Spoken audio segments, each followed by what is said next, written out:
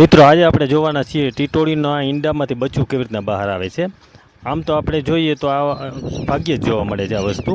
જો આજે આપણે હાથી હાંકતા હતા ખેતરમાં અને મેં જોયું તો ઈંડાની અંદર ચાંચ એની દેખાતી હતી।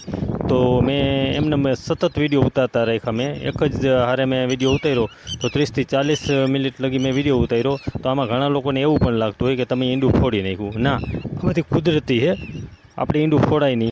તો ના, આપણે કોઈ જાતની ઈંડાને હરી કરેલ નથી। ઓટોમેટિક બચ્ચું જો એને તાકાતથી બહાર આવે છે, એ તમે પણ જોઈ શકો છો વિડીયોમાં।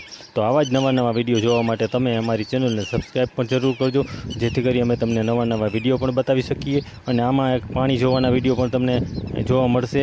તો અમારા ગામના એક બાપુ છે, જો આ રીતના બચ્ચું બહાર નીકળી ગયું છે। હવે તમે જોઈ શકો છો આ રીતનું બચ્ચું ધીમે ધીમે બહાર નીકળે છે। તમે જુઓ, જો આ નીકળે તાકાતથી।